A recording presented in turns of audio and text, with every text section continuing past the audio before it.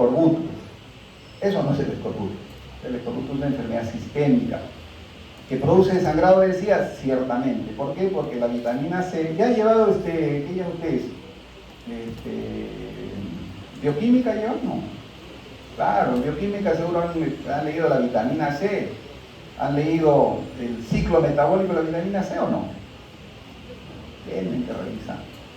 Porque la vitamina C tiene utilidad en el ciclo de la generación del colágeno. Si no se produce un buen colágeno, ¿qué es lo que se produce? Pues, ¿no? O del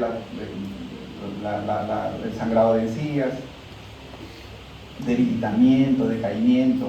¿Ya? Entonces, este señor demostró eso. No dijo que la vitamina C producía, él dijo la falta de cítricos. Ya posteriormente se identificó que específicamente la vitamina C estaba relacionada con esta enfermedad.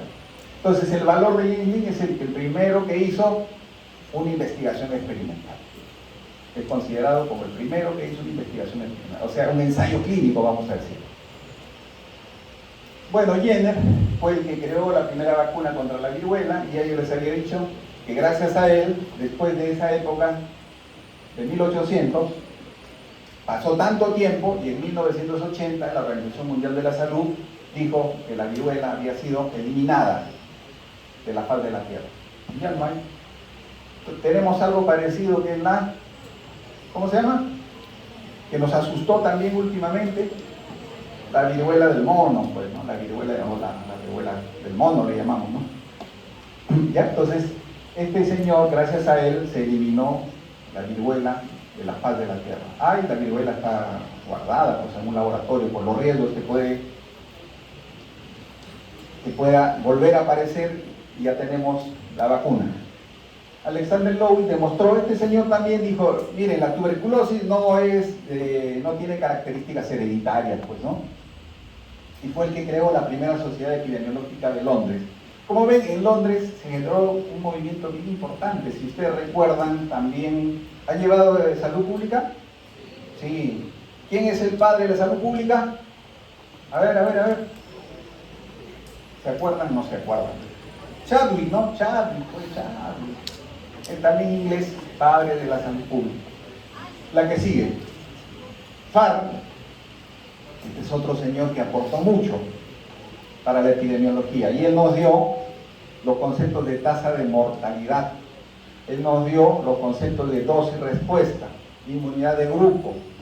Él dijo de que la prevalencia es igual a la incidencia por la duración media de la enfermedad.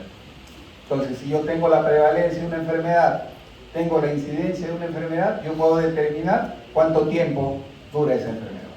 O si yo tengo la prevalencia y tengo la duración media, puedo calcular la incidencia de esa enfermedad. ¿Quién nos dio ese aporte? Fue William Pap. La que sigue. Pasteur demostró que, ya, un clic más. Ahí acaba. Con Pasteur se elimina el concepto de la teoría miasmática. ¿Qué son miasmas?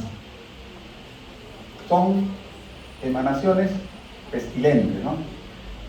Que todavía está en nuestra cabeza, ¿no? Decimos, y en la cabeza nuestra y en la cabeza de la comunidad.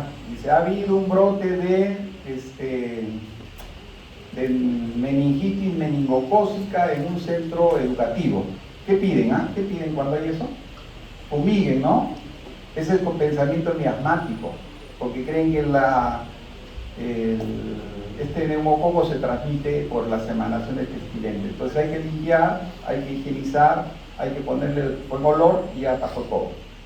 Entonces, con Pasteur se rompe ese concepto miasmático y se dice, no, los microbios son los que producen enfermedad, nada, que el olor, que el muerto que está ahí emana pestilencia, produce enfermedad, entonces hay que pasar alejado, ¿no? Él dice, todo ser vivo procede de otro ser vivo, y con él empieza lo que es la era bacteriológica. La que sigue. Acá tenemos a Robert Storr, Oliver Wendell y Ignaz Semmelweis. Esa época, 1848, estudió la transmisión de la fiebre puerperal. Este señor, ¿cuál es el aporte de este señor? Dale un clic. La higiene de manos. Y yo espero que cuando sean médicos se laven las manos con la técnica adecuada y en el tiempo adecuado. Él demostró de que los médicos o los futuros médicos eran los que producían enfermedad. La historia dice de que él evaluó en un hospital de Viena, vio de que habían dos lugares donde se atendían a las mujeres que iban a dar a luz. Una donde eran atendidas por las matronas, las obstetrices, las obstetras, como se llaman ahora, y otra por los estudiantes de medicina. ¿Y qué observó? Que se morían más de fiebre puerperal donde atendían los estudiantes de medicina. Entonces dije, ¿por qué está ocurriendo eso? Ah, no, es que los estudiantes de medicina vienen de hacer sus prácticas de la morgue y seguro que en sus manos llevan las partículas cadavéricas, decía él, y eso le transmite. Entonces dijo, voy a poner un lavatorio, una solución clorinada, y todo aquel que venga de allá tiene que lavarse las manos. Y con eso redujo la tasa de mortalidad por fiebre puerperal. Obviamente yo les estoy contando un resumen, ¿no? Pero no fue tan fácil, pues, porque imagínense que un médico diga que los médicos producimos muertes. ¿Qué dirían ustedes? Está loco ese doctor, ¿no? ¿Cómo va a ser? ¿Cómo nos va a acusar de que nosotros producimos? El pobre murió y recién lo reconocieron, ¿no? Como a todos los que han sido pioneros en estos aspectos. La que sigue. Panu nos habló del famoso contagio del sarampión. Él hizo un estudio en una isla, las islas de Feroe o Feroe, como quieran ustedes. Y era ideal, ¿por qué? Porque es un lugar bien aislado, una isla, pues evidentemente, donde llegamos muy poca gente. Y él hizo una descripción de cómo empezó la enfermedad y comenzó a ver cómo se contagiaban y vio cómo los que habían tenido antes no se enfermaban. Y él dijo, el periodo de incubación del sarampión es 14 días. Miren a este señor, famoso Panu. Ahora hay un equipo de fútbol ya, ¿no? Los que les gusta el deporte deben haber escuchado el equipo de fútbol de Islas Feroe. Ganó Inglaterra 20-0 al equipo de Islas Feroe, porque no juega fútbol, pues, ¿no? Pero ya ahora tiene representación, eso ni se conocía antes. La que sigue. Y este fue el otro, y ya llegamos ya al que nos dio las luces de la epidemiología moderna, que es el famoso John Snow, y que creo que es la lectura que les hemos dado ahora como primera actividad en el seminario, famoso John Snow. Le damos una más. Ya miren, ahí estoy, en la bomba de Broad Street. Existe la bomba de Broad Street, ¿eh? Seguro, los que han viajado a Londres o viajen a Londres, vayan al barrio de Soho y ahí van a encontrar la bomba, la réplica de la bomba de Broad Street, y van a encontrar un bar que dice el bar John Snow. Entren y tómense una cerveza.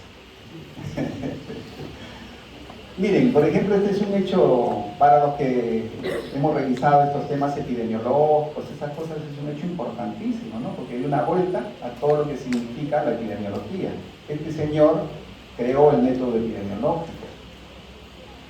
Pero ustedes van, nadie le da importancia, todos pasan. Pero digan, vamos al ojo de Londres, todos están haciendo bola para el ojo de Londres, ¿no? Desesperados. Pero acá nadie va. En septiembre sacan la bomba original, porque en septiembre fue que se dio la indicación de que se retirara la bomba de John Snow para cortar la cadena de transmisión. La que sigue. Acá está este señor, por ejemplo tampoco fue epidemiólogo, este señor fue anestesiólogo, y anestesiólogo de la realeza, porque él dio anestesia a la reina Victoria, si mal no recuerdo, para que nazcan sus dos hijos, ¿no? Entonces él dijo de que el cólera no se transmitía por los miasmas, por ejemplo, ¿no? Decía él, el agua es el que produce, y hizo una serie de investigaciones. Él es considerado el creador del método epidemiológico, por lo tanto el padre de la epidemiología moderna, es considerado también el pionero de la epidemiología social, porque él hizo un estudio también del cólera en mineros, y vio que los mineros entraban al socavón en la mañana y salían en la noche, y ahí hacían sus necesidades y todo lo que podían hacer, y demostró que bajo esas condiciones la posibilidad de que se produzca cólera era mayor en otras condiciones. Y eso se ha replicado, ¿no? Cuando ustedes son testigos excepcionales de la peor pandemia que hemos vivido, que nos ha significado que estemos aislados 2 años, viéndonos por el internet, agobiados. Lo mismo ocurre, pues, ¿no? ¿Quiénes fueron los más afectados? No los que tenían más recursos, sino los pobres. Entonces, nos da una idea Jon Snow en esa época de que la condición social juega un rol importante también en el desarrollo de la enfermedad. La que sigue. Esto es lo que hizo Jon Snow. Y esto es famosísimo. Ustedes entran en Jon Snow, les va a salir este mapita. Y eso que está ahí es el barrio de Soho. La famosa calle de Broad Street, donde estaba la famosa bomba de Broad Street, que se contaminó y que todos los que iban y tomaban agua de ahí se enfermaban. ¿Qué hizo él? Dijo, ¿qué pasa? Está alrededor de la bomba, y comenzó a investigar. Pues, ¿y usted de dónde consume el agua? ¿De dónde consume el agua? Y todo desciende de la bomba. Y los que no se enfermaban, no han consumido el agua de la bomba. Entonces dijo, acá, yo les estoy resumiendo, estoy resumiendo, esto fue más complejo. Entonces dijo, la bomba de Broad Street es la que está produciendo la enfermedad. Entonces, ¿qué hay que hacer? Hay que cerrar la bomba de Broad Street. Se cerró la bomba de Broad Street y desapareció el cólera. Resumen simple, pero seguramente, y es así la historia, cuando él dijo, todos se opusieron. ¿Cómo vamos a dejar a la comunidad? Imagínense que digan, ahora hay que cerrar la tarjea porque está produciendo enfermedad. ¿Qué diríamos nosotros? Está loco, ¿quién está pidiendo eso? Igual dijeron allá, esa época. Pero después le dieron la razón, porque cuando cerraron la bomba de Broad Street, el cólera disminuyó drásticamente. La que sigue, ahí está, miren, el dispensario de la muerte, así está. Así se graficaba, iban, recogían la muerte, tomaban y morían. Pues en esas épocas no había lo que ahora conocemos, la terapia endovenosa rápida, ¿no? El que le daba cólera se moría y se moría. Porque el cólera, que también tuvimos en el país, el año 1981, tuvimos cólera en el país. Da unas diarreas profusas.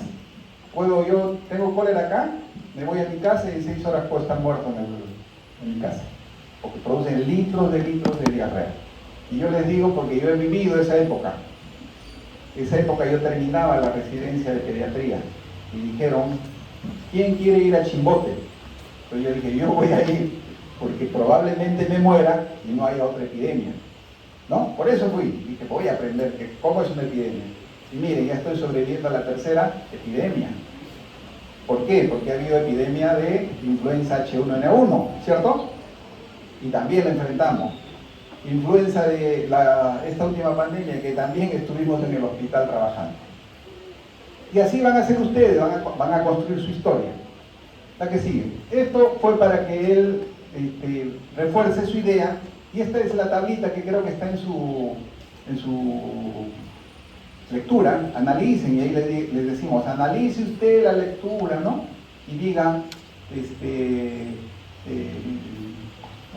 sí, analice y qué concluye de esto. Entonces acá lo que estamos viendo es, él hizo un estudio del abastecimiento de agua de 2 empresas, de 2 compañías, y vio de que habían más muertes en la compañía Software que la compañía Lambda. Y luego, ¿qué diferenciaba esto? De que la primera compañía recogía agua del río Támesis de la parte baja, mientras que la segunda compañía recogía agua de la zona más alta del Támesis. Y la zona más alta del Támesis evidentemente era la menos contaminada. Ahora el Támesis pues, es una maravilla, ¿no? Antes, ustedes vean las figuras, el río Támesis era como el Rímac, ¿no? Como el Rímac en invierno, porque ahora está también corriendo, ¿no? Así era. Pero ahora es una maravilla, pues, el Támesis. La que sigue. Entonces, analicen eso, ¿ya? Luego ya vamos viendo que aparecen las enfermedades crónicas y los factores de riesgo. Inicialmente todo era el microbio, se decía que hay una causa única para desarrollar una enfermedad única, pero luego aparecen otras enfermedades, ¿no? Por ejemplo, esta enfermedad llamada pelagra. Todos decían, no, la pelagra es producida por un microbio. Y este señor dijo, no, pelagra no es producida por un microbio. La pelagra tiene que ver con un tema nutricional. Hizo una serie también de investigación. Hasta él mismo se inoculó las lesiones de los pacientes con pelagra y no le produjo enfermedad. Las que atendían a los que tenían pelagra no se enfermaban. Entonces dijo, no, esto no es contagioso. Y demostró que la pelagra no era una enfermedad contagiosa.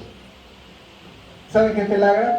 No, entonces ahora tienen que ir a leer. Es la enfermedad de las 4D, creo. Diarrea, demencia, ¿qué más es? Dermatitis, y la cuarta D, defunción, nos decían los profesores. Si el médico no lo trata bien, pues, ¿no? En realidad es de las 3 Ds, pero si no los tratamos bien, ya se convierte en la enfermedad de las 4D. Luego, ya el incremento de las enfermedades no transmisibles en el siglo XX amplió este campo de la epidemiología y McMahon propone la red causal, la red multicausal. Y él nos dice, hay explicaciones de la enfermedad ocultas al observador limitándose a intervenir sobre los factores. ¿A qué? Sobre los factores de riesgo. Y este señor McMahon crea la teoría de la caja negra. La caja negra, hay una serie de factores en una caja negra. Nosotros no vemos todos, vemos algunos, y sobre los más importantes, al intervenir sobre los más importantes, vamos a poder controlar la enfermedad. Eso nos decía McMahon. La que sigue. Luego tenemos a Ross, que nos dice, hay el modelo histórico-social y que las causas de las enfermedades tienen una evolución histórica y una evolución social. Y Sacher nos plantea el tema de la ecoepidemiología o el modelo de las cajas chinas. Y él nos dice, todo está ordenado como una caja china, ¿no? Donde hay factores proximales y hay factores distales que explican la ocurrencia de la enfermedad. Eso nos dice este señor Mervyn Sacher. La que sigue. Y acá, para resumir, miren, tenemos las eras y los paradigmas. La era de las estadísticas se relaciona con el paradigma miasmático, que las emanaciones pestilentes son las que producen la enfermedad. Luego tenemos la era de las enfermedades transmisibles, y esa era se correlaciona con el paradigma microbiano. Hay un microbio específico para una enfermedad específica. Y ahí evocamos a quién? A Roberto Koch. Luego hay la era de las enfermedades crónicas y el paradigma de las cajas negras. Y luego tenemos el paradigma, la era de la ecoepidemiología y el paradigma de las cajas chinas. ¿Cuál es el que aplicamos ahora? ¿O cuál es el que podemos evidenciar? Es el paradigma de las cajas negras. Todo es factores de riesgo, ¿no? Usted lee y dice, ¿cuáles son los factores de riesgo relacionados con tuberculosis multidrogo resistente? Es el paradigma de las cajas chinas. ¿Y por qué usamos ese paradigma? Porque es uno de los paradigmas que podemos evidenciar de manera más fácil, ¿no? Todavía no hay elementos muy consistentes para poner en evidencia, o es un poco más difícil de poner en evidencia el paradigma de las cajas chinas. La que sigue. ¿Y qué habrá en el futuro? Hablamos del paradigma molecular y del paradigma de los sistemas, ¿no? El paradigma molecular está referido a que ya hay marcadores moleculares, pues seguramente va a ser así, pues la epidemiología molecular. Vamos a identificar individuos que tienen un marcador que va a hacer que estos que tienen este marcador van a desarrollar esta enfermedad. Ese es el futuro paradigma. Y el paradigma de los sistemas está referido al famoso manejo de la Big Data, ¿no? Y el pronóstico de ciertas enfermedades o de la ocurrencia de ciertas epidemias. Bien, la epidemiología, para resumir, es una ciencia en el sentido de que estudia una serie de fenómenos naturales. O sea, ¿qué les quiero decir con esta transparencia? De que la epidemiología no funciona sola. La epidemiología tiene que hacer uso de una serie de otras ciencias. Y dentro de ellas está de las ciencias biológicas, de las ciencias ecológicas y de las ciencias sociales. Entonces, el epidemiólogo no es que anda solo, tiene que usar todos estos elementos, todas estas ciencias para poder desarrollar adecuadamente los aspectos epidemiológicos. La que sigue. Ahora vamos a hablar de las definiciones de epidemiología. Y esto ustedes lo van a leer con calma, ¿no? También les digo, lo que quiero es que aprendan. Entonces, no se martiricen pensando que yo les voy a decir marque la respuesta correcta. La definición de epidemiología dada por la OPS es, yo en verdad no tiene sentido. Con que sepan qué es epidemiología, aunque sea desde el punto de vista etimológico, vale. No quiero que cuando lleguen a su casa y digan, ¿dónde han estado? Ha estado escuchando la clase de epidemiología, y el papá les diga, ¿qué es epidemiología? No les sepa responder. Entonces, por lo menos, ya les advierto, no traten de aprender de memoria las definiciones que les voy a dar. O sea, ¿cuál es la perspectiva que yo les muestro las definiciones? La perspectiva es de que ustedes entiendan que la definición de epidemiología ha ido evolucionando. Desde el concepto inicial, es la definición etimológica que decía que la epidemiología es aquella que se encarga del estudio de algo que cae sobre el pueblo, hasta la definición actual que le vamos a dar. La que sigue. Rama de las ciencias médicas que estudia las epidemias. Entonces, miren, esa definición estaba orientada básicamente ¿a qué? A decirles que la epidemiología, y eso también tiene que borrarse la cabeza de ustedes, epidemiología con enfermedades infecciosas, ¿no? La epidemiología estudia todos los daños, y ya no les digo enfermedades, les digo daños. Y uno de los daños que les hemos pedido que elaboren, que preparen, es accidentes de tránsito, ¿cierto? Eso no es una enfermedad. La violencia contra el niño, contra la mujer, no es una enfermedad, es un daño. Entonces la epidemiología estudia los diferentes daños. Antes que se decía epidemiología, epidemias, dicen, ¿no? Y epidemias asociadas a enfermedades infecciosas. Ese es otro concepto. La que sigue. Ahí tenemos la OMS, dice, se ocupa del estudio de la distribución de las enfermedades, y acá añade un concepto, no solamente de las enfermedades, sino de las consecuencias de las enfermedades. ¿Y cuáles son las consecuencias de las enfermedades? Las invalideces. McMahon, que el estudio de la distribución de las enfermedades del hombre y de los factores. Lo que decíamos, ¿no? ¿Qué decía McMahon? McMahon decía ¿qué paradigma planteó McMahon? Paradigma de las cajas negras. Y eso decía, pues, el estudio de la distribución de las enfermedades en el hombre y los factores que determinan su frecuencia. Factores de riesgo, pues, ¿no? La que sigue. La asociación epidemiológica, el estudio de los factores, ya eso repasan con calma, lean. La que sigue. Acá nos detenemos un poquito.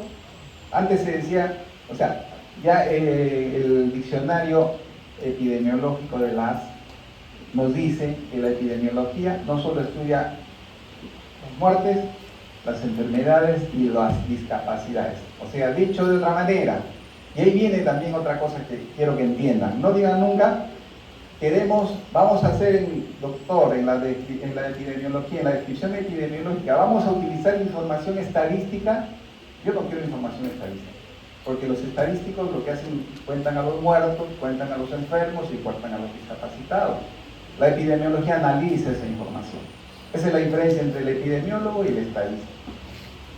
Y además nos dice el diccionario epidemiológico de las, también se ocupa de los estados sanitarios más positivos y de los medios para mejorar la salud. O sea, no solamente dice, es más frecuente la tuberculosis por esto, sino además dice qué hay que hacer para reducir la ocurrencia de la enfermedad. La que sigue. Este es el libro que les dije, el autor estudia la distribución y los determinantes de los estados o fenómenos de relación con la salud en poblaciones específicas y aplicación de este estudio al control, y acá ya le ponen control de los procesos sanitarios. La que sigue. Gordis, el otro librito que les he dicho, estudio de cómo la enfermedad se distribuye en la población y los factores que influyen en esta distribución. La que sigue. Y aquí tenemos en el diccionario epidemiológico, dice, el estudio de la ocurrencia, miren, bien resaltado, el estudio de la ocurrencia, es decir, de las causas y de cómo estas causas se distribuyen. ¿Y relacionados con qué? Con la salud de poblaciones. Y el concepto de población en epidemiología no es el concepto de población en términos geográficos, sino en términos de individuos que tienen las mismas características. Ejemplo, ustedes serían la población de estudiantes de medicina del quinto ciclo, son una población. Ese es el concepto que tiene epidemiología de población. Y donde incluye también el estudio de los determinantes que influyen en dichos procesos y la aplicación de este conocimiento, otro elemento importante que les decía, para controlar problemas de salud relevantes. No es que la epidemiología controla, lo que hace la epidemiología es identifica el problema, dice las características, identifica las causas, o sea, la ocurrencia, luego dice, hay que intervenir haciendo esto, poniéndole agua, educando a la población, lavándose las manos. ¿Eso quién lo tiene que hacer? A quien corresponde, ¿no? O sea, no es que el epidemiólogo va a hacer la actividad. Eso también es importante que resaltemos. En ese contexto, el objeto de conocimiento de la epidemiología es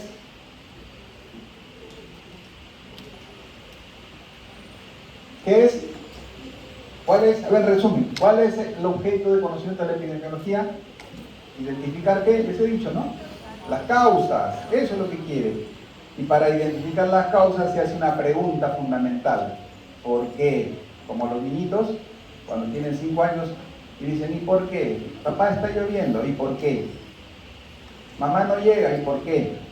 ¿No?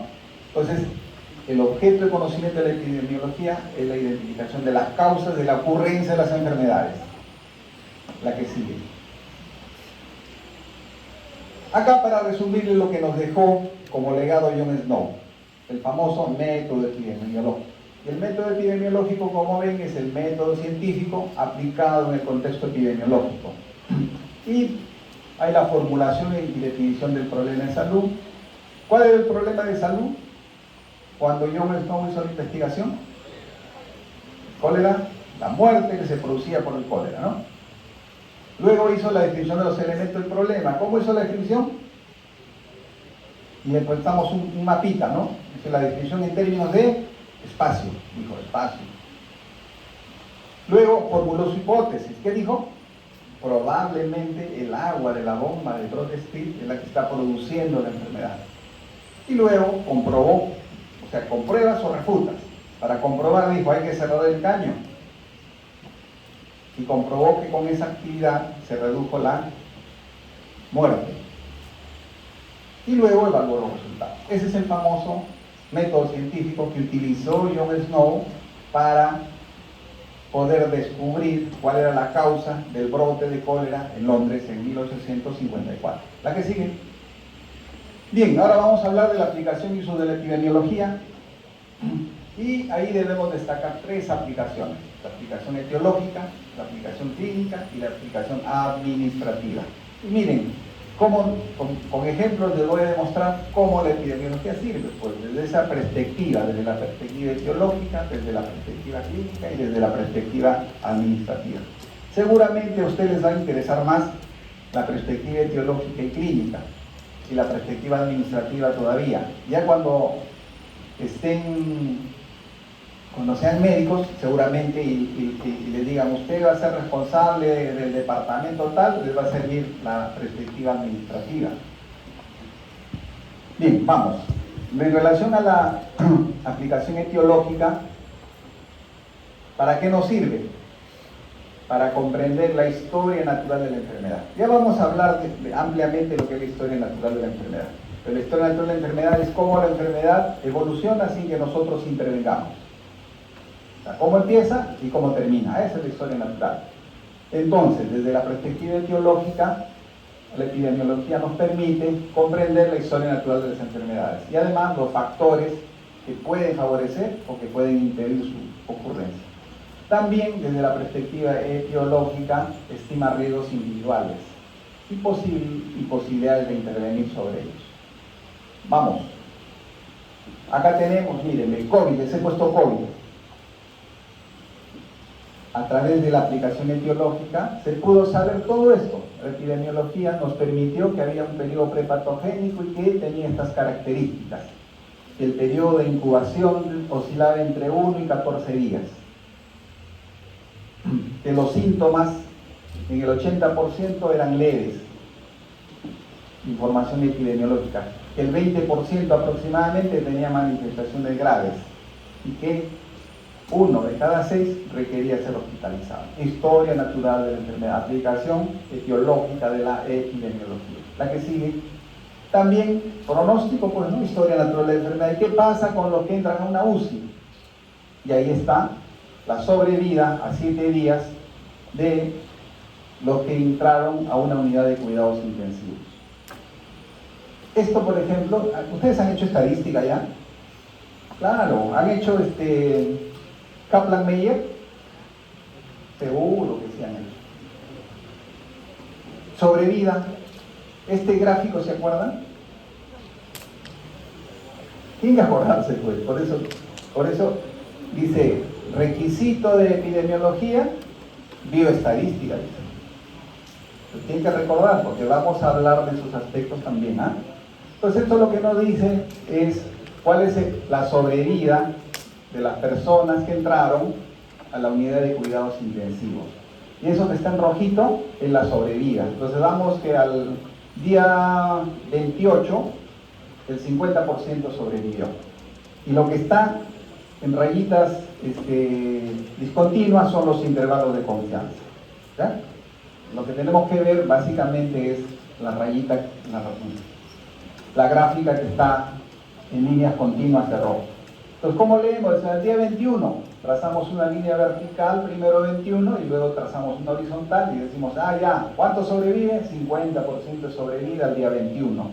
Y así vamos bien. Entonces ellos quisieron ver cuál es la sobrevida de las personas con COVID que ingresan a unidad de cuidados intensivos dentro de los 28 días.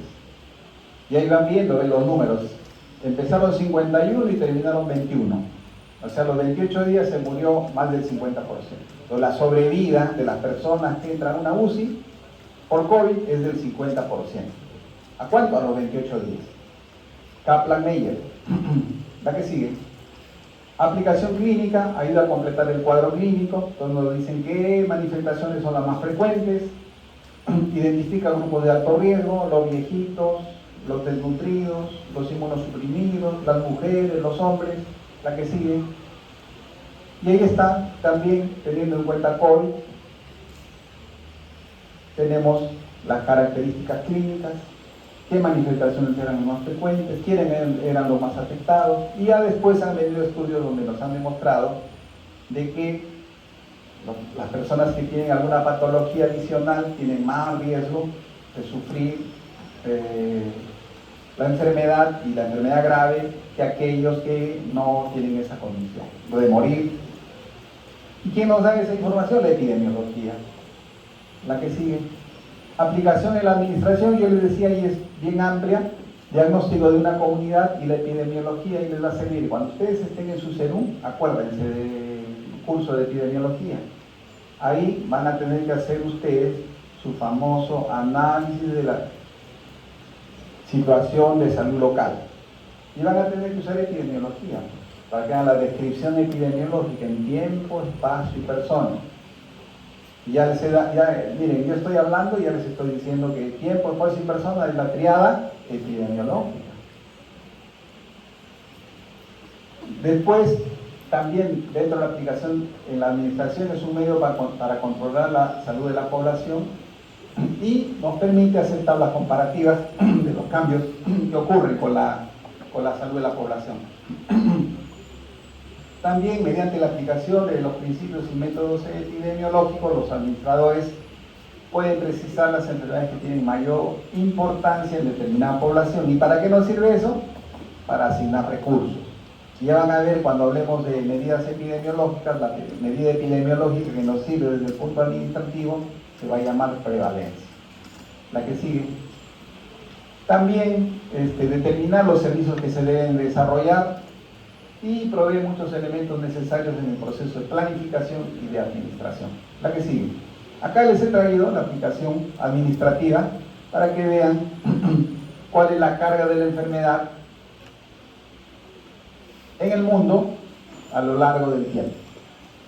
Y esto es una aplicación administrativa, porque yo conociendo cómo se comporta la enfermedad en un determinado momento, voy a poder asignar recursos para enfrentarlas. Esto analicen bien, miren, hay varias enfermedades, como por ejemplo, la enfermedad diarreica que el año 2010 en el mundo ocupaba el puesto 5, en el año 2020 ya ocupaba el puesto 10, ¿cierto? y en el año 2021 y el puesto 11. ¿Y eso qué quiere decir? Que se han tomado pues medidas administrativas. Y además me va a servir a mí para decir, ya no voy a priorizar el manejo de la diarrea, pues, ¿no? Ya no voy a poner unidades de rescatación moral, me voy a preocupar por eso, sino ya tendré que ver, por ejemplo, el año 2021 COVID era el problema, pero después de COVID tenemos ya enfermedades transmisibles, enfermedad cardíaca isquémica, por ejemplo, o desórdenes neonatales. Entonces nuestra perspectiva va a ir cambiando. En mortalidad infantil, por ejemplo, el problema ahorita es la mortalidad neonatal. Y la mortalidad neonatal ya no por enfermedades infecciosas, entonces ya no es el tema antibióticos, ya no es el tema ahora el parto aséptico, ¿no? Y ahora el problema son malformaciones congénitas. Entonces, ¿qué es lo que se va a requerir? Unidades de cuidados intensivos. ¿Qué es lo que se va a requerir? Cirujanos. Y el otro problema en el tema neonatal son las malformaciones congénitas, pues, ¿no? Y los problemas genéticos. Entonces, ya la perspectiva desde el punto de vista administrativo cambia. ¿Y quién nos va a ayudar para que tomemos decisiones? La epidemiología.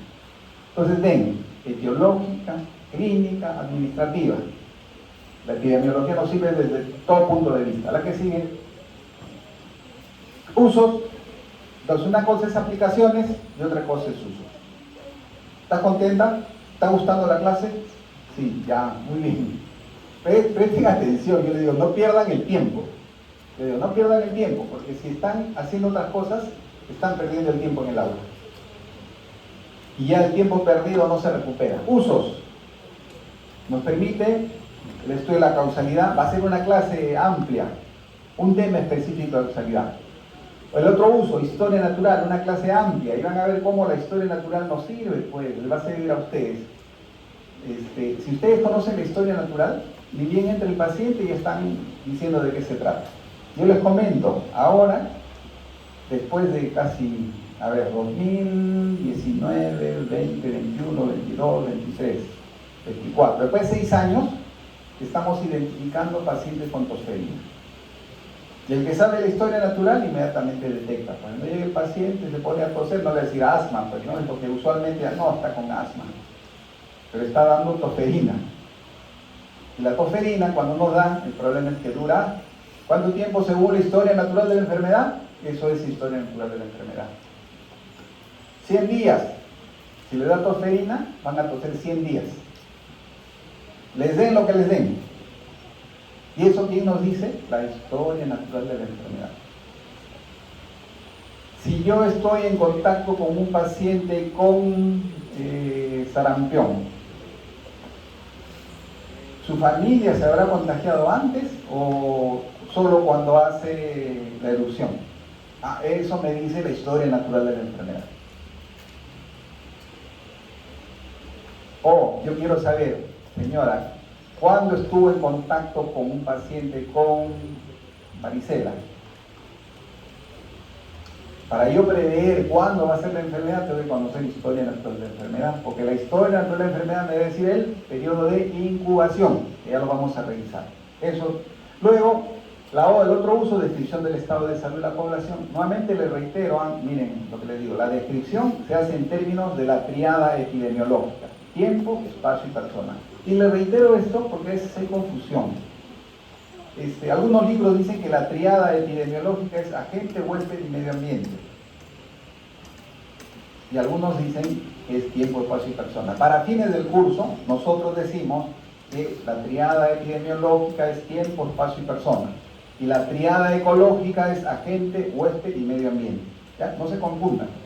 Entonces, cuando les digamos, haga la descripción epidemiológica, en su cabecita tiene que evocarse tiempo, espacio y persona, no agente, huésped y medio ambiente. Cuando les digamos, haga la historia natural, periodo prepatogénico, ahí sí tienen que evocar la triada ecológica: agente, huésped y medio ambiente. Luego, valoración de las intervenciones. También la epidemiología dice, pues hemos vacunado y qué efecto ha tenido. Hemos clorado el agua, hemos hecho fumigación, hemos hecho eliminación de desechos, cómo ha intervenido estas acciones en la enfermedad, valoración de la intervención. Y luego la evaluación de los servicios de salud. La que sigue. Y capacitación para la lectura crítica, que también es importante que ustedes conozcan. La que sigue. Y acá un resumen, causalidad, ¿no? Vamos a revisar, como les he dicho, cuáles son los factores, cómo se hace el análisis de causalidad en epidemiología. Vamos a revisar los criterios de causalidad.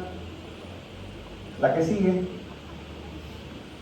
Historia natural, prepatogénico, patogénico. También vamos a ver la parte de luego la resolución, qué es lo que ocurre, qué sucede en cada uno de esas etapas. Luego, la descripción del estado de salud de las poblaciones. Nuevamente, cuando hablamos de descripción, hablamos de tiempo, espacio y persona, ¿cierto? Esto, si yo les digo, si yo les pusiese en el examen esta lámina y les digo, acá estamos haciendo la descripción en qué términos. Espacio, pues, ¿no? Espacio. La que sigue. Luego, la valoración de la intervención. ¿Qué pasa si yo aplico una medida de promoción, una medida de prevención con las condiciones de salud? O si yo hago tratamiento o asistencia médica, ¿qué va a pasar? La que sigue.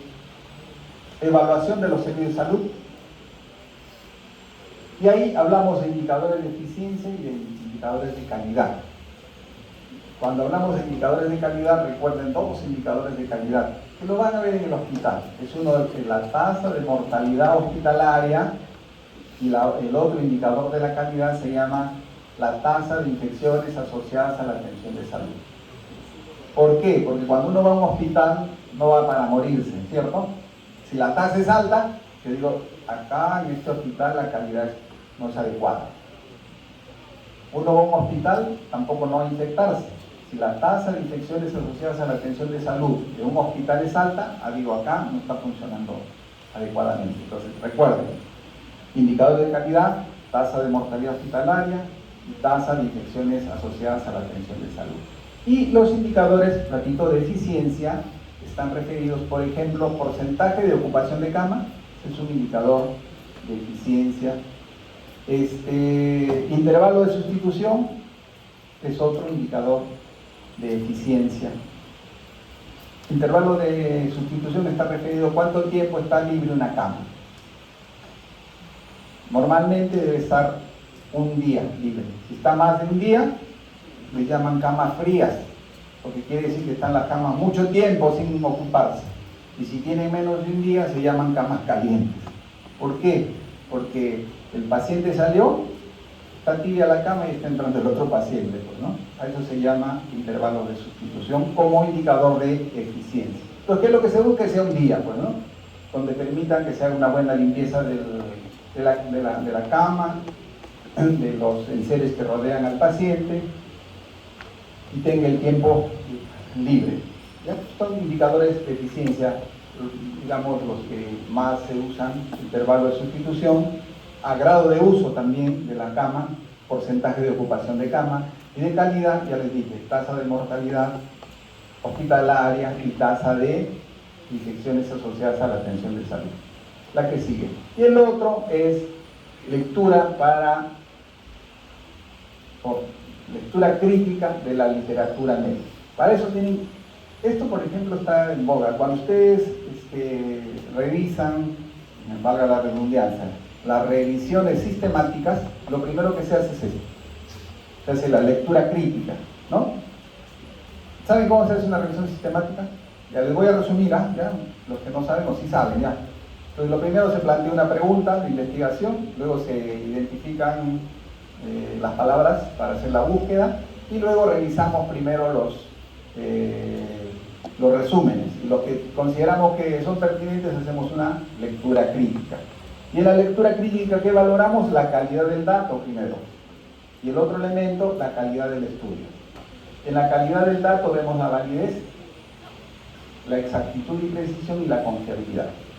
Y la calidad del dato está dado por qué? Si encontramos en la lectura, ¿qué? La definición operacional de la variable. De ahí que es importante que cuando ustedes hacen su proyecto de investigación hagan la definición operacional de la variable. Porque si ustedes definen operacionalmente la variable de manera adecuada, van a poder medir de manera adecuada dicha variable y consecuentemente su dato va a ser válido, va a ser exacto, va a ser preciso y va a ser confiable. Y por el otro lado, evaluamos la calidad del estudio. Y la calidad del estudio está referida a la validez y la precisión. La validez está referida a los errores sistemáticos o los llamados sesgos. Ya miren algo que les estoy diciendo, pues les pregunto, no contestan esta pregunta. Entonces la validez, cuando hablamos de la calidad del estudio, la validez del estudio está dada, cuanto menos sesgos y confusores tenga un estudio, mayor validez va a tener. De manera resumida, la validez se correlaciona con los sesgos y los confusores. ¿Está bien? Y la precisión tiene que ver con el tamaño de la muestra. Bioestadística, ¿ha revisado el intervalo de confianza? Ya, pues. Eso nos determina la precisión. Cuanto más pequeño es el intervalo de confianza, la medición es más precisa. Y cuanto más pequeño es el intervalo de confianza, quiere decir que el tamaño de la muestra es más grande. Y cuando hacemos, por ejemplo, metaanálisis, y lo vamos a ver en clase, vemos que los intervalos de confianza de los estudios individuales es más amplio que el resultado global.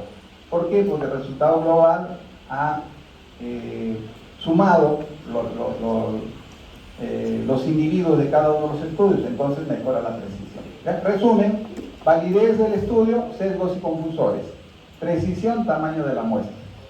Esto aprendan, porque cuando van a sustentar les van a decir, díganme usted cuál es la validez de su estudio. Entonces, la validez, inmediatamente dicen, tiene que ver con serio. Sí, mi estudio tiene problemas de validez. ¿Por qué? Porque es un estudio transversal, por lo tanto hay sesgo de información, hay sesgo de selección, o no, hemos intervenido sobre el sesgo de selección de esta manera, hemos analizado los confusores, hemos hecho regresión lineal, hemos hecho regresión logística, etcétera, etcétera. Y la precisión, tamaño del estudio, pues, ¿no? Entonces, ¿cómo mejoraría usted la precisión de su estudio? Sí, fácil, profesor, aumentamos el tamaño de la muestra y listo. Entonces, esos son conceptos que tienen que manejar y conocer. Antes teníamos que hacer ese análisis, ¿no? Ahora nos facilita la revisión sistemática porque el que hace la revisión sistemática se supone que hace todo este análisis. Y además, ya ahora hay software, por ejemplo, para valorar el tema de la validez. La que sigue. Acá lo que queremos relacionar son los usos y las aplicaciones. Damos un clic. La aplicación etiológica se correlaciona con el uso referido a la causalidad y la historia natural. La que sigue. La aplicación administrativa tiene que ver con la descripción del estado de salud de la población, valoración de las intervenciones y la evaluación de los servicios de salud.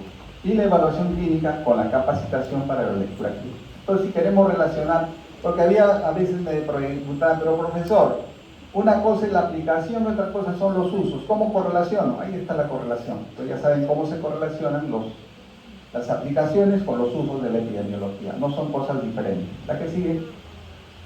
Y acá vamos a hablar de la famosa tríada epidemiológica. Lo que les decíamos, tiempo, espacio y persona. La que sigue. ¿Para qué sirve la descripción epidemiológica? O sea, ¿para qué hacemos descripción epidemiológica? Primero, para ponernos al día sobre los cambios producidos en el patrón de una enfermedad. Eso es lo que hacemos todos los días, dice, o todas las semanas, dice, sala situacional del dengue, semana epidemiológica 9, estamos haciendo descripción, para ponernos al día cómo está evolucionando el dengue en Lima, en el Perú. Y de acuerdo a eso, tomar pues una decisión. A partir de esa información descriptiva podemos nosotros generar hipótesis. Ejemplo, decimos, vamos a seguir con dengue, que está de moda ahora el dengue, ¿no? Felizmente en Lima hay poco dengue, bastante poco. Esperemos que siga así. Estamos estudiando dengue y decimos, miren, en Lima los más afectados son los adolescentes. Entonces la pregunta que surge frente a eso que ustedes hacen descripción epidemiológica es ¿por qué? Y la respuesta a ese por qué es la hipótesis. Entonces, por eso se dice de que la descripción epidemiológica nos permite generar hipótesis. ¿Para qué? Para que luego a través de estudios analíticos o experimentales podamos dar respuesta a esa hipótesis. Y son el punto de partida, miren lo que dice, de cualquier trabajo o estudio epidemiológico. Por eso su continuación lógica son los estudios analíticos. Entonces, cuando yo conozco poco sobre un tema, lo primero que hago es descripción epidemiológica. Ejemplo, nuevamente, lo que ustedes han vivido, COVID, primero se hizo descripción epidemiológica. Después ya se dijo, pues, ¿por qué tales individuos son más susceptibles? ¿Por qué los hombres? ¿Por qué las mujeres son más afectadas? Entonces, para eso, esa es la utilidad que tiene la descripción epidemiológica. La que sigue, por favor. Persona, ahí cuando hablamos de persona hay que tener en cuenta todas las características que tiene una persona, pues, ¿no? Y ahí estamos viendo características étnicas, en relación al sexo, en relación al estado digamos, a la edad, en relación a la ocupación, la que sigue, en relación a sus actividades, ¿no? ¿Qué religión profesa? ¿En qué trabaja? ¿Qué consume? ¿Qué nivel socioeconómico tiene? ¿Qué condiciones ambientales? ¿Qué condiciones en el hogar? A eso se refiere la descripción en términos de persona. La que sigue. ¿Dónde? La siguiente pregunta, el otro elemento de la descripción epidemiológica. Espacio, ¿no? O lugar. Todavía. Entonces ahí vemos la calle, un distrito, una comunidad o un país. La descripción se hace así. Y esto es importante. Miren, en los hospitales, digamos, referenciales, como mi hospital, llegan los pacientes de todos los sitios. Seguro muchos de ustedes van a trabajar ahí y otros van a trabajar en establecimientos de primer nivel. Entonces, cuando se hace el tema de la búsqueda o de la descripción epidemiológica, se requiere información precisa. Y aquí viene el comentario en términos de espacio, de lugar. Viene en razón a lo siguiente. Cuando ustedes llenan una ficha epidemiológica, tienen que llenar la ficha epidemiológica teniendo en consideración el dato exacto, dónde vive la persona, dirección exacta y punto de referencia. ¿Por qué? Porque si ustedes trabajan en un hospital nacional y el paciente, vamos a suponer, viene de Ucayali a tu hospital de Lima porque estuvo de paseo en Lima y se enferma en Lima, esa ficha, si va a un hospital nacional, que es lo que usualmente ocurre, esa ficha va a viajar hasta el establecimiento de salud del origen. Y cuando llegue allá van a decir, ¿dónde vive? ¿Para qué? Para hacer la búsqueda epidemiológica del caso. Y si ustedes trabajan en un establecimiento de primer nivel y cuando les llegue, dice, este paciente es tosferina. Le llenan la ficha y van a tener que visitar su casa. ¿Para qué? Para hacer la búsqueda activa de los casos y contactos. Y así ocurre, ¿no? Yo les digo, ahora yo les decía, tenemos tosferina. Al hospital llegó un paciente de 14 años y la mamá decía que ya tenía 2 semanas que tosía y que se ahogaba. Entonces inmediatamente uno sospecha, no debe ser tosferina. Y se le dice, tose, comienza a toser y se ahoga, pues, joven, ¿no? Entonces se le llenó la ficha y nosotros como hospital reportamos a la DIRIS. La DIRIS es nuestra...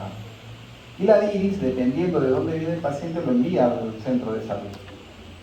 Entonces, luego de días, llega el resultado y se contacta con la mamá y se le llama, ¿no? ¿Y saben qué igual la respuesta de la señora? Dice, sí, doctor, ya vinieron a visitarme del centro de salud.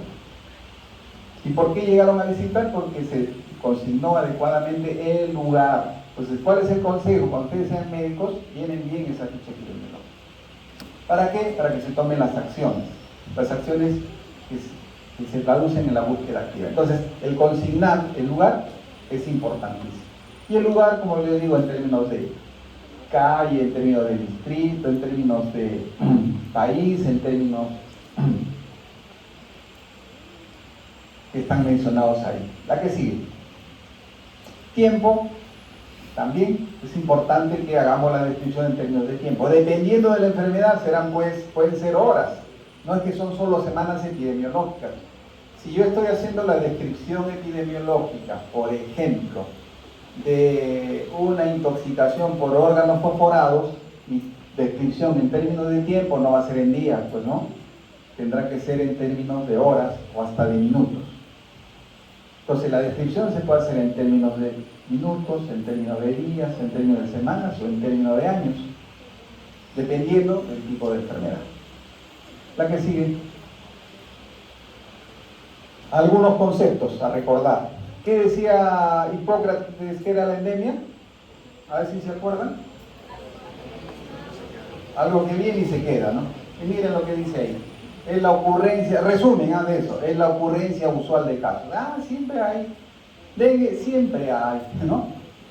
Tuberculosis, siempre tenemos tuberculosis. Eso es endémico.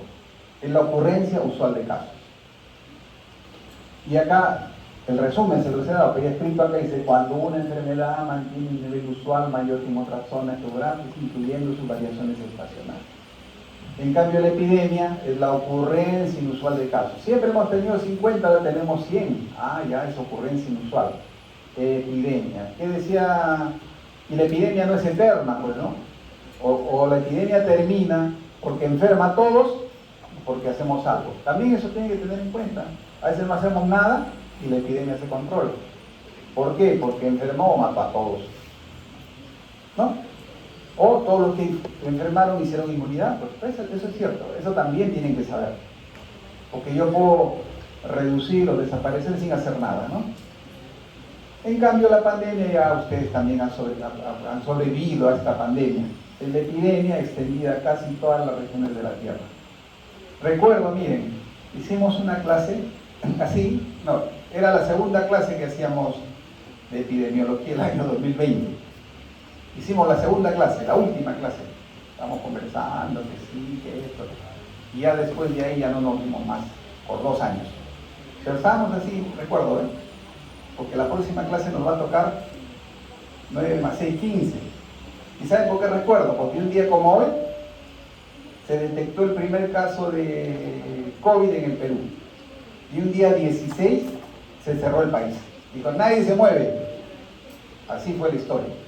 Y desierto. Nadie se movía. Entonces, recuerdo, estábamos haciendo así la clase, estábamos como que dice que el COVID, que no sé qué, que nos conversábamos. Y decíamos incluso, no, pero ya estamos, ya creo que... Porque la OPS declaró, digamos, como pandemia posteriormente también cuando ya estábamos varios países afectados, ¿no? Y el 6, primer caso de COVID en el país, y el 16 cierra en todo y se cerró. Y esta pandemia la viven ustedes, ¿no? Cuando una epidemia extendida y afecta a varios países. La que sigue. Ahí está la 7ª pandemia de cólera que les comenté. Perú formó parte de esa famosa 7ª pandemia en el año 90, 91. Plena crisis. Y acá, ¿qué es lo curioso? Es de que miren, ¿dónde había cólera? ¿Por dónde debió entrar el cólera? ¿Por Perú o por Brasil? Lo más probable. Por Brasil, pues no. Por el Atlántico. Pero miren, Caprichoso vino por el Pacífico, ¿no? Se dio un paseo. Ya hay varias teorías también respecto a cómo llegó y por qué se produjo cólera en el país. Se dice que tenemos vibrio cólera no toxigénico y cuando hay cambios de temperatura, de la salinidad, este se vuelve toxigénico y es como ocurren los brotes de cólera, ¿no? Es una hipótesis que se planteó. La otra, que un barco vino, ¿no?, de la China y acá, como hay cambio de agua, las esclusas, no sé qué, no sé cuántos, se produjo la enfermedad, ¿no?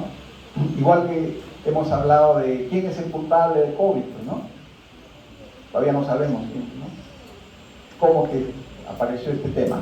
El laboratorio que estaban investigando es el murciélago. Todavía no está muy claro ese tema. La que sigue. Pandemia, lo que les decía, la segunda, H1N1. ¿Ustedes tendrían cuántos años? Año 2009. ¿Ya habían nacido? Claro, tan chiquitos. Pues. También vimos esto, ¿no? Pero no fue tan grave como la que hemos tenido. La que hemos tenido COVID sí en la experiencia que yo tengo fue terrorífica realmente, terrorífica. La que sigue. Ya, el COVID, para recordar, 2023, seguimos. Pandemia, ¿no? Pandemia. El otro concepto que deben de recordar es el concepto de tendencia secular. Y la tendencia secular está referida a cómo se comporta una enfermedad a lo largo de muchos años, generalmente décadas. ¿Y para qué nos sirve la evaluación de la tendencia secular? Nos sirve para decir qué eventos han sucedido para que la enfermedad sufra incrementos importantes. La que sigue. Entonces, si ustedes hacen una secuencia de los últimos 30 años de tuberculosis, esa es una secuencia secular, ¿no? Una tendencia secular.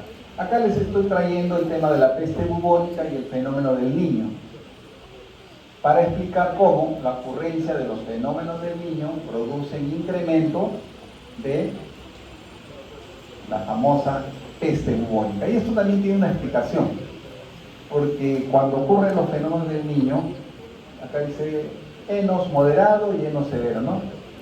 El niño, oscilación sur leve, y el niño, oscilación sur severo. ¿Qué es lo que condiciona? Condiciona lluvia y condiciona también sequía. Y cuando condiciona sequía, no hay comida en el campo. Y cuando no hay comida en el campo, las ratitas se van a nuestras casas. Esa es la explicación por qué cuando han ocurrido estos fenómenos del niño, han sucedido brotes de peste bubónica. Luego tenemos la variación estacional. Eso también se entiende, ¿no? ¿Qué es una variación estacional? Es cómo se comporta la enfermedad de acuerdo a la estación. ¿Qué enfermedad estacional ocurre en verano? Ya vamos a decir, aunque dengue ocurre todo el año. Una así, típica. Diarrea, ¿no? La diarrea es la que aumenta. Como cuando es en invierno, ¿qué enfermedades aumentan? La respiratoria, ¿no? En general, la respiratoria. Esas son enfermedades que tienen variación estacional, que de acuerdo al clima. Ahora, también recuerden, dicen, pero profesor, ¿y por qué cuando hace frío hay más enfermedad respiratoria? ¿Por qué creen ustedes? ¿El frío produce enfermedad respiratoria? ¿Qué creen ustedes? Ese es otro concepto, ¿no? Dicen, ay, el frío, me he enfriado y me ha producido. Entonces el frío produce infección respiratoria, ¿es así? No. ¿Pero por qué relacionamos con el frío? ¿O qué pasa cuando hace frío? Primero que cerramos todo eso, ¿no? Cuando vas en el micro, todo cerrado, ¿cierto? Entonces hay un factor. Otro factor, se dice que el frío también, el frío extremo, produce alteraciones del mecanismo de defensa del organismo. Entonces te hace más susceptible. ¿A qué? A que los microbios te afecten. Pero el frío per se no produce, eso también es importante, porque la gente cree, me tomé una gaseosa helada y me enfermé. Entonces la gaseosa helada produce, ¿no? Ya saben ustedes que los microbios están involucrados en ello. Y la diarrea tiene su explicación, pues, ¿no? ¿Por qué? ¿Cómo se explica que la diarrea o las enfermedades transmitidas por alimentos, por qué son más frecuentes en la época de verano? ¿Por qué? Porque el calor favorece la reproducción de las bacterias. Entonces, como mi salchipapita con mayonesa está afuera, ¿cómo habrá estado pues la mayonesa en la conservación? Entonces aumenta, o mi papita a la huancaína, que de por sí el quesito tiene sus microbios, con el calor se reproducen. Qué rico comemos y terminamos con nuestra enfermedad transmitida por alimentos. ¿Ya? Entonces, esas son enfermedades que tienen variación estacional. La que sigue, estas son otro concepto, variación cíclica. Una cosa es variación estacional y otra cosa es variación cíclica. La variación cíclica tiene que ver con la inmunidad. Esa sí tiene que ver con la inmunidad. Y la variación cíclica se refiere a la ocurrencia de enfermedades cada 3, cada 4, cada 5 años. Es decir, no ha habido sarampión, antes era así, pues, no ha habido sarampión hace 4 años, ¿no? Ya este año toca sarampión, decíamos. Ahora se ha cambiado ya ese comportamiento porque hacemos vigilancia. Detectamos un caso de sarampión y le hacemos seguimiento, buscamos los contactos, vacunamos, etc. Pero antes no, decía, ya, oye, 4 años ya viene. O tosferina, ya va a empezar el brote de tosferina, decimos, ¿no? Y me parece que estamos en el ciclo, porque yo les digo, 4 o 5 años que no hemos tenido casos, y ya en mi hospital hemos detectado 3 casos. Si hay uno, hay más, ya eso les aseguro, no es que solamente hay 3, hay más. Que no los diagnosticamos es otra cosa, que no asisten al establecimiento es otra cosa. Entonces, las enfermedades de comportamiento cíclico, de variación cíclica, tienen que ver con la inmunidad. ¿Ya? Y esas enfermedades clásicamente, ya se los he dicho, tosferina y sarampión. ¿Por qué? Porque se van generando los conchones de susceptibles. Se vacuna, la vacuna no produce 100% de inmunidad, ¿cierto? Entonces hay un grupo de personas que no hacen inmunidad. Y eso se van acumulando a lo largo del tiempo. Cuando ya se acumula un número importante de estos susceptibles, viene un enfermito y hace un brote. Esas son las enfermedades de comportamiento cíclico, variación cíclica. Y ahí está clarito, fenómeno que aparentemente refleja cambios en el estado inmunitario de la comunidad. Un ejemplo de esto ha sido con sincicial respiratorio el año pasado y el anteaño pasado. Durante la pandemia, de verdad que cuando hubo el confinamiento, se redujeron todas las enfermedades respiratorias. Yo incluso a los neumólogos les decía en broma, porque desapareció asma hubo poquísimo. Yo les decía, el mejor tratamiento para, les hacía broma a los colegas neumólogos, el mejor tratamiento para el asma es COVID, les decía yo, ¿no? Porque redujo. ¿Y por qué? Porque no hubo contacto. Y como no hubo contacto, no se enfermaron. Y como no se enfermaron, no hicieron espasmo. ¿Por qué? Pues los niños que tienen asma hacen un cuadro respiratorio y desarrollan pues, su cuadro de asma bronquial, ¿no? Y el año pasado, el anteaño pasado les decía, con este tema hablando de la inmunidad, sincicial respiratorio barrió con los chicos. Mi hospital fue un caos. No solo mi hospital, sino varios hospitales de Lima, y además en Chile también tuvieron un problema con sincicial. Y eso tuvo que ver con la inmunidad. ¿Por qué? Como las mamás también estuvieron aisladitas, que no hicieron contacto, pues no se enfermaban, entonces no hicieron inmunidad. Y cuando nacieron los chiquitos, al no tener inmunidad, hicieron formas severas de la enfermedad. Yo espero que este año sea menos grave que el año pasado, ¿no? El año pasado estuvimos complicados con sincicial respiratorio, fenómeno también referido a la inmunidad. Pero las dos enfermedades tienen comportamiento cíclico, comprobado, les digo, son tosferina y sarampión. La que sigue. Ya está, acá como que vamos aprendiendo. A ver, ya ahora sí yo les pongo ya la lección. Dice, esta tablita representa la descripción del daño en términos de qué variable. A ver, ya ahora sí hablan ustedes, ¿ah? ¿De qué variable y por qué? Levanten la mano los que quieran participar. A ver.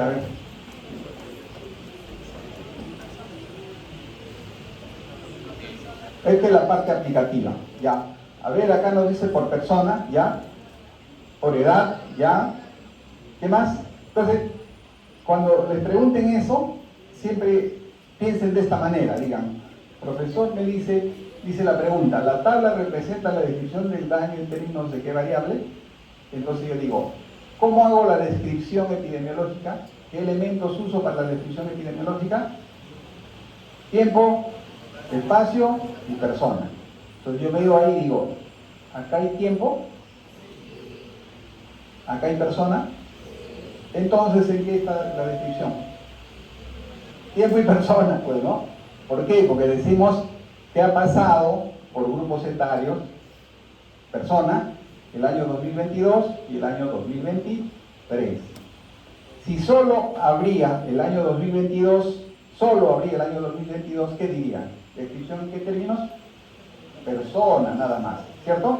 En cambio acá estamos haciendo descripción en términos de tiempo y persona, porque estamos viendo qué pasó en 2022 y el 2023 en términos de las características de los individuos, teniendo en cuenta el curso de vida.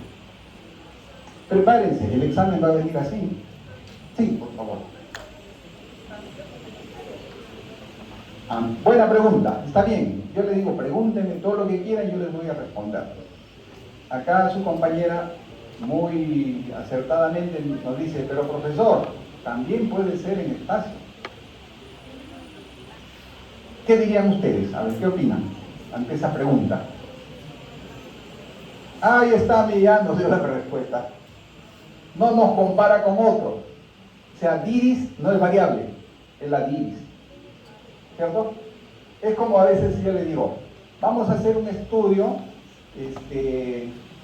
de cuáles son las características epidemiológicas de los pacientes con apendicitis aguda.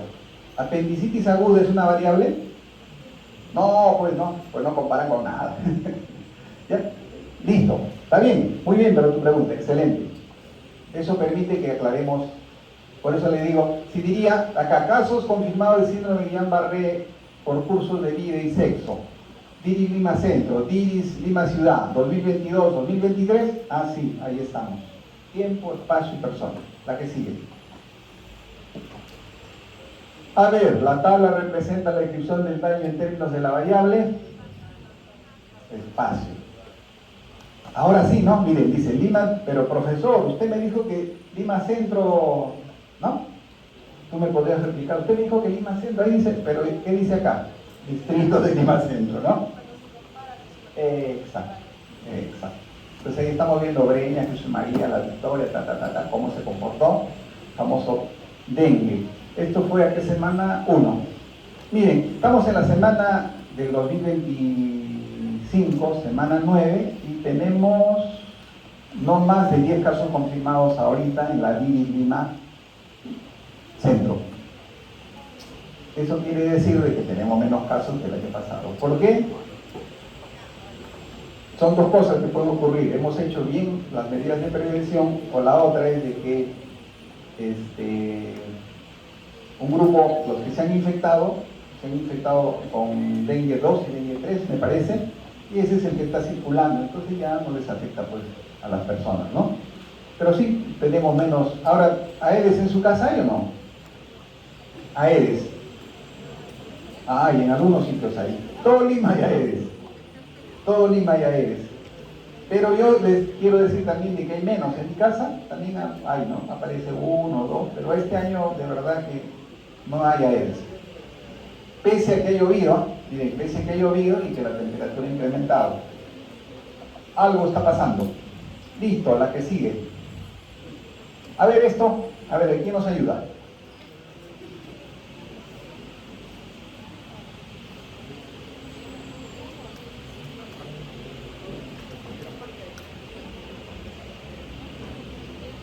Tiempo, ¿no? Facilito. ¿Qué estamos comparando? La semana epidemiológica 3 desde el año 2023, 22, 21, 20, 19 y 18. Entonces, esto es descripción en términos de la variable tiempo. La que sigue. A ver, acá.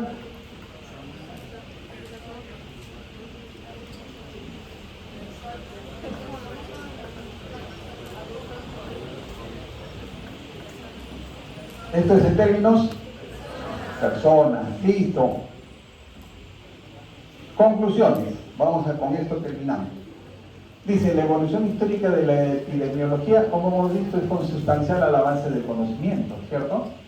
Y van a ver, esto lo vamos a reflejar más cuando hablemos de causalidad. Van a ver que los conceptos de causalidad han ido avanzando en la medida que los conocimientos nuestros han ido avanzando. También ya hemos definido que existen eras y paradigmas, ¿cierto? Y cada uno de ellos tiene características.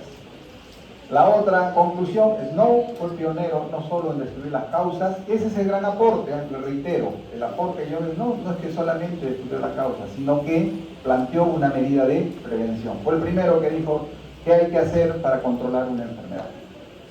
El objeto de conocimiento de la epidemiología es la identificación de las causas. No se olviden, la epidemiología lo que trata es de identificar las causas de la ocurrencia de las enfermedades.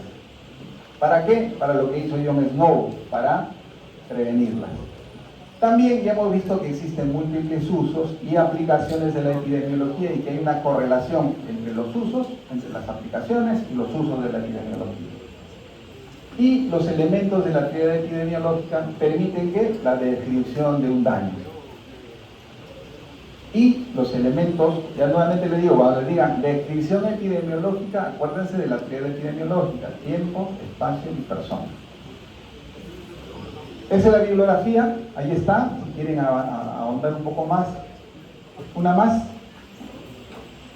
Saquen una hojita. Terminamos y saquen una hojita. Ahora sí. Vamos. Y respondan a esa pregunta.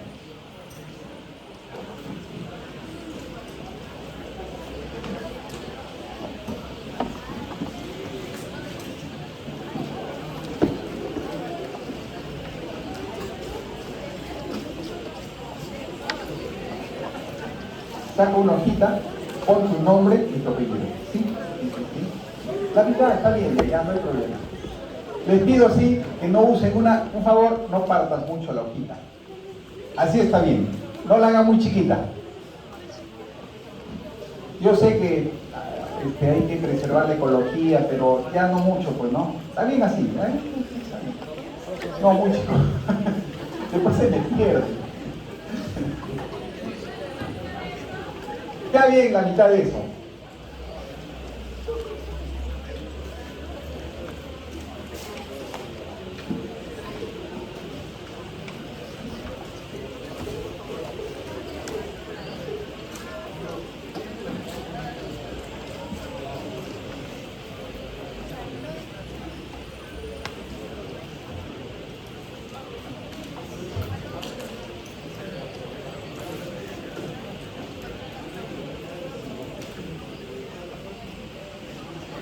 Listo, jóvenes, respondan a esa pregunta. Esto tiene doble función, les voy a decir. Siempre les vamos a preguntar.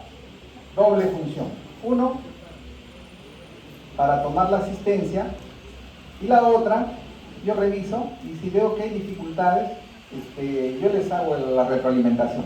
Yo ya les he dicho, el objetivo nuestro no es que aprueben el curso, sino que aprendan. ¿Ya? Y por eso que cuando tengo las hojitas yo las reviso y digo, mira, acá no han entendido, entonces hay que hacer un refuerzo. Entonces miren, con todas estas ayudas, yo pienso que todos van a aprender y todos van a aprobar el curso.